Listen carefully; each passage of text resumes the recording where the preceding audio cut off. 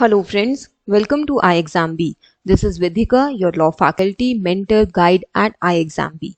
If you have any query relating to law officer exams or any of the government exams, you can write to us at hello@iexamb.com. You can also call us on the number which is mentioned on the screen. Do subscribe to our channel to get all the updated information relating to upcoming government exams. Moving on, in this video we are going to discuss about IBPS SO Law Officer. We will discuss a previous year paper memory based which came in mains 2020.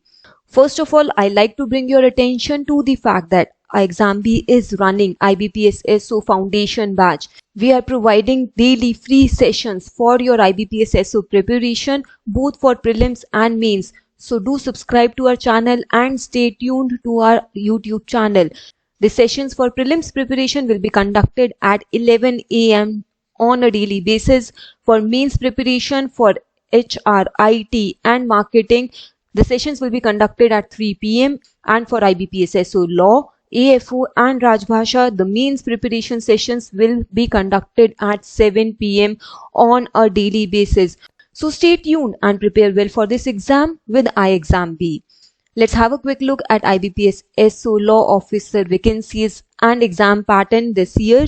There are 44 vacancies in IBPS SO Law Officer exam, and as per the exam notification, the online registration is from 3rd of November to 23rd of November. The prelims exam is on 26th December and the mains exam is on 30th of January. The eligibility criteria as on 1 November 2021, your age should be between 20 to 30 years. All you need is a bachelor degree in law and you should be enrolled as an advocate with the Bar Council. No experience is required in order to appear for this exam, in order to clear this exam.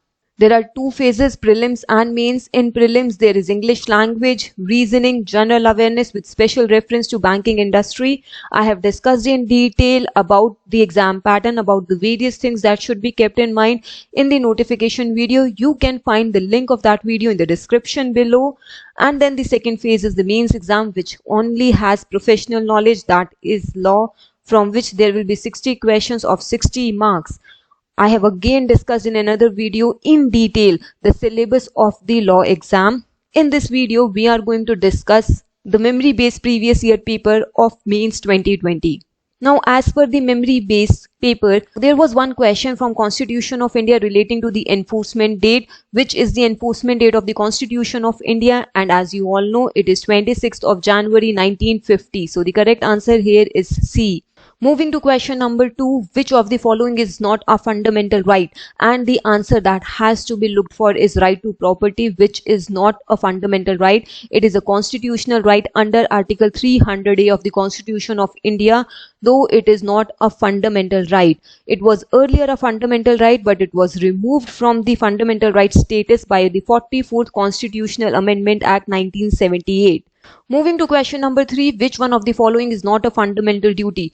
So question was there from fundamental rights, from fundamental duty. Now a list of fundamental duties was given, which was relating to education and the age of children with respect to that. The next question was, which of the following is not true about mesne profit? So there was a question on mesne profits, the definition of mesne profits, what is mesne profit? Next area of question was, what are the punishments provided under Indian Penal Code? So a list of punishments from Indian Penal Code was given and you have to decide whether this was a punishment provided under Indian Penal Code or not. Then there was one question relating to National Company Law Tribunal, which is the law tribunal in company law, which is NCLT, which section deals with NCLT, whether it is Company Law Tribunal, National Company Law Tribunal or National Law Tribunal. So these could be the ways in which the option could have been framed. There was another question from Right to Information Act. As per section 2E of the Right to Information Act, which of the following is not a competent authority? And there were options with respect to that. Option A, the Speaker in the case of House of People or the Legislative Assembly of a state or union territory having such assembly. Option B, the Chief Justice of India in the case of Supreme Court, so on and so forth. You can easily read it out. So the question was formed in this way, as which of the following was not a competent authority, and you should know section 2E in order to have an answer to this question. Next area from which the question was with respect to the change of nature of obligation in a contract and what is novation. So change of nature of obligation in a contract is novation. Another question was from insolvency and bankruptcy code. How much is the notice period given by adjudicating authority before rejecting an application under insolvency and bankruptcy code? And the answer here is 7 days.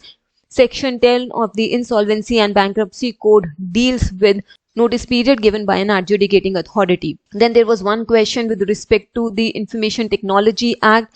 In which of the following cases the Honorable Supreme Court struck down Section 66A of the Information Technology Act? And the answer to this is Shreya Singhal versus Union of India, and you can read about it this case. In this case, Section 66A of the Information and Technology Act was struck down by the Supreme Court. The next area of question is again from the Constitution of India. What are the qualifications to become a judge of the High Court? Some of the qualifications were given, and then you have to see which are the qualifications, which is not, and select the option based on that. This is given in Article 217 of the Constitution of India. Then there was one question with respect to 101 Constitutional Amendment Act, which is relating to GST. Another question was from 9th schedule of the Constitution and what it deals with. The 9th schedule of the Constitution contains a list of central and state laws which cannot be challenged in courts. Then there was questions from the Indian Evidence Act. How many number of witnesses can be there while recording an evidence? The minimum number or the maximum number, as per Indian Evidence Act, there is no prescribed number for the minimum or maximum witnesses to be in a case in any provision.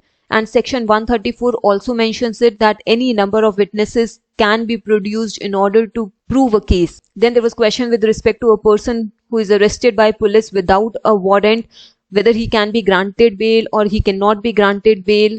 Then there was question with respect to the interim compensation under Negotiable Instrument Act, which is about 20%, and it says which section deals with the interim compensation. It is section 143A and it is about 20%. The question could be related to the percentage of interim compensation, or it could be related to the section which deals with interim compensation. Then there were questions from Limitation Act, from Specific Relief Act. There were 2 or 3 questions from each of this act, so on and so forth. There were questions from all the topics that we have discussed in the law syllabus.